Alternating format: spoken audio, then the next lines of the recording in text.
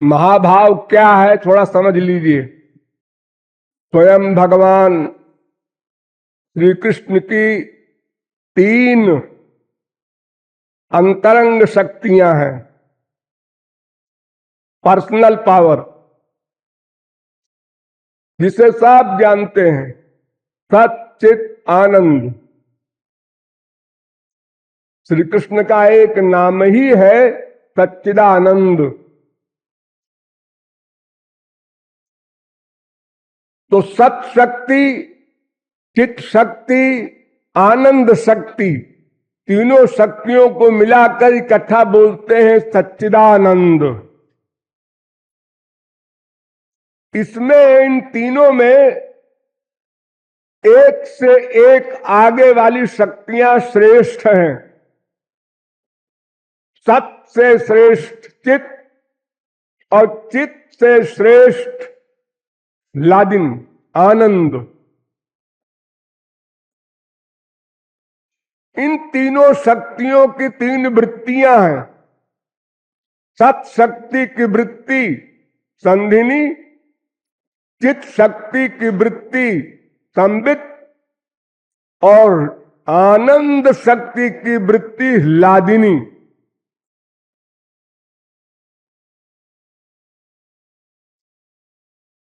ये 3 शक्तियां बहुत सा काम करती हैं। संधिनी, संबित, लादिनी। संधिनी शक्ति जब शुद्ध सत्व से युक्त होती है तो उसका नाम होता है आधार शक्ति।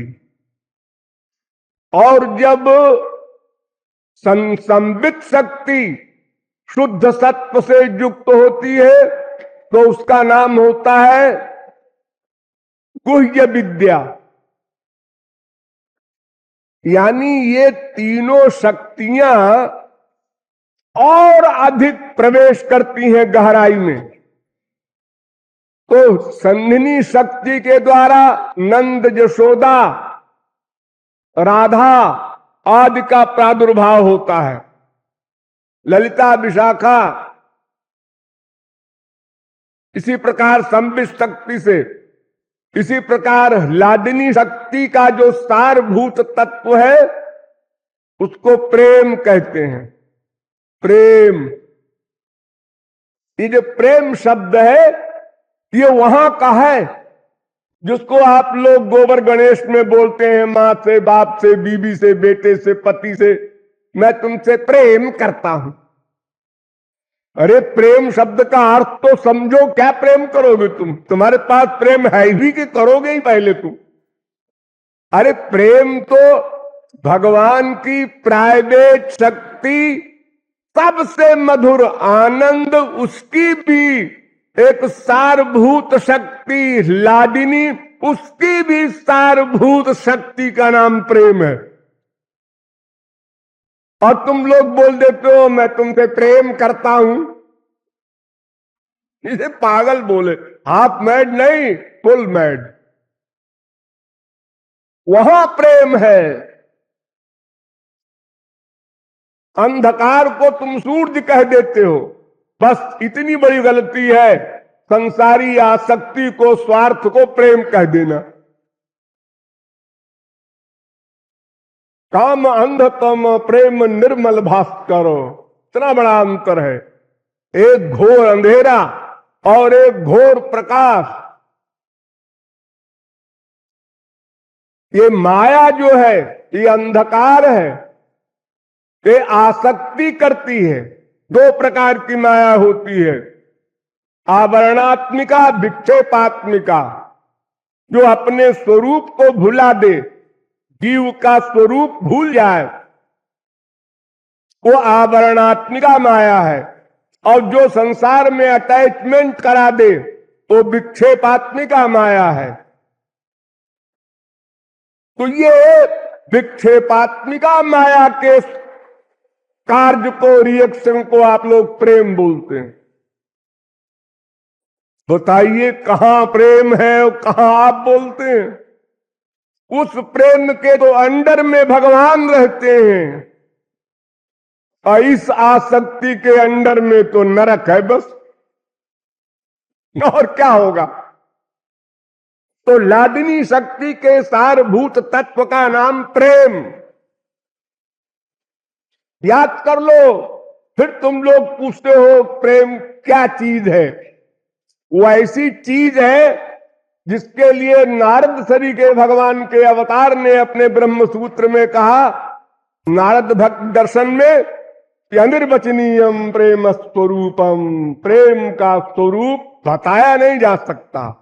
मुंह का स्वादनवत, जैसे गूंगा रसगुल्ला खाए और उससे पूछो कैसा लगा, बस ऐसा है प्रेम का उज्जवल स्वरूप। उसमें कामना का प्रवेश नहीं। और सत्य विध्वंस कारणे सर्वथा ध्वंस रहितम, प्रेम के नष्ट होने का कारण हो फिर भी प्रेम नष्ट न हो, उसको प्रेम कहते हैं।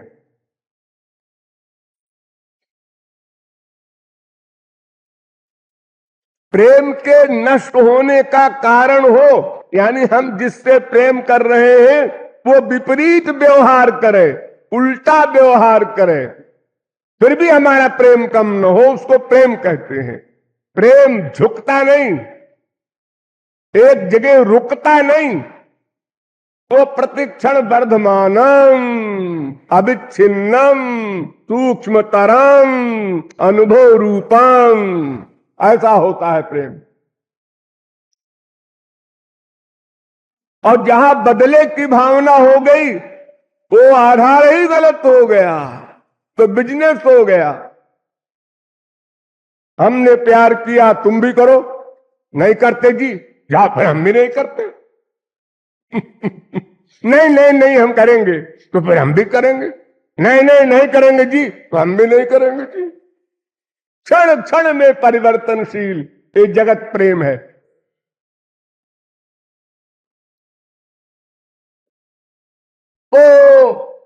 वो लादनी शक्ति का सारभूत तत्व प्रेम है, और प्रेम के आगे उसी का और सारभूत तत्व है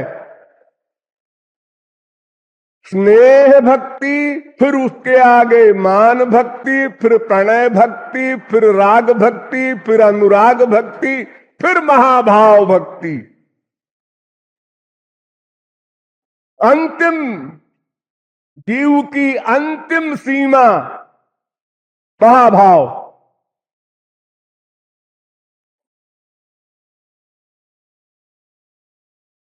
वो महाभाव भी दो प्रकार का होता है, रूढ़ महाभाव, अधिरूढ़ महाभाव। में अधिरूढ़ महाभाव सर्वश्रेष्ठ है। अधिरूढ़ महाभाव भी दो प्रकार का होता है, मोदन मादन, ये दोनों मिलन में होते हैं, मोदन और मादन। और जब विरह हो जाता है तो मोदन महाभाव मोहन महाभाव बन जाता है। फिर उस विरह के मोहन महाभाव के आगे 10 विकल्प हैं, संजल्प, अभिजल्प, उज्जल्प, प्रजल्प, परजल्प। ये सब अवस्थाएं होती हैं दिव्योन्माद में। फिर इन सब से परे मादन महाभाव है। तो ये मोहन महाभाव और दिव्योन्माद ये किशोरी जी के पास रहता है, कभी कभी ठाकुर जी को मिलता है, और फिर उनकी कृपा से कभी कभी ललिता विशाखा वगैरह को मिलता है, कभी कभी। और इन सब से परे वाला महाभाव अंतिम है मादन, वो केवल किशोरी जी का स्वरूप है। वो प्रेम की कोषाध्यक्ष हैं, खजांची अध्यक्ष है उसकी। उन्हीं के द्वारा श्री कृष्ण के पास प्रेम जाता है, उन्हीं के पास जीवों के पास जाता है। उसका जो समुद्र है, केंद्र बिंदु है, वो महाभाव स्वरूपा राधा है। ये सब अवस्थाएं जो हम शब्दों में बता रहे हैं, ये सब चेतन भी हैं। भगवान की सब चीजें चेतन होती हैं। जो आप लोग बनमाला देखते हैं, मुरली देखते हैं, नूपुर देखते हैं, कंकण देखते हैं, पढ़ते हैं, सुनते हैं, कीर्तन करते हैं, ये सब चैतन्य है।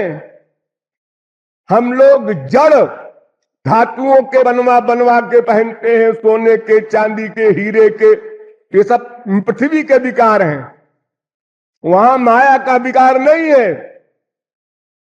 ये सब बड़े बड़े महापुरुष और भगवान के स्वांश हैं, जिनको भगवान सौभाग्य देते हैं। हाँ, तुम नूपुर बन जाओ, तुम कंकड़ बन जाओ, ऐ शंकर तुम मुरली बन जाओ। ये सब चेतन है। हम लोग ध्यान करते समय ये ध्यान रखें कि जब श्याम सुंदर के श्रृंगार का ध्यान करें तो ये न समझे ये जो मटेरियल मोर पक्षी है, इसका जो पंख होता है वही भगवान के सिर पर है। इस मोर पंख की हैसियत तो वहां जाने की नहीं है। जब प्रकृति नहीं जा सकती तो प्रकृति के विकार कैसे जाएंगे। हाँ, कोई भक्त चाहे तो डाउन कर दे भगवान को, हम मटेरियल मोर पंख लगाएंगे और उनको लगाना पड़ेगा। हम मटेरियल सोने का कंकड़ पहनाएंगे, पहनना पड़ेगा, लेकिन उनका जो ओरिजिनल स्वरूप है उसमें सब चेतन है। तो वो महाभाव भी चेतन है, उसी का स्वरूप अवतार शक्ति का राधा है।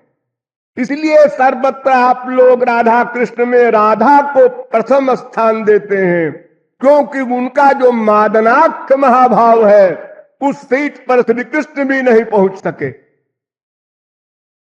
इसलिए ठाकुर जी के 64 गुण बताए जाते हैं और किशोरी जी के 25 गुण बताए जाते हैं, लेकिन 25 गुण में एक गुण ऐसा है किशोरी जी का कि संतता श्रव केशवा, माने निरंतर उनके अंडर में ठाकुर जी रहते हैं। ये सबसे बड़ी पावर है किशोरी जी के पास। इसलिए महाभाव स्वरूपिणी है राधा, ऐसा बताया गया है इसमें।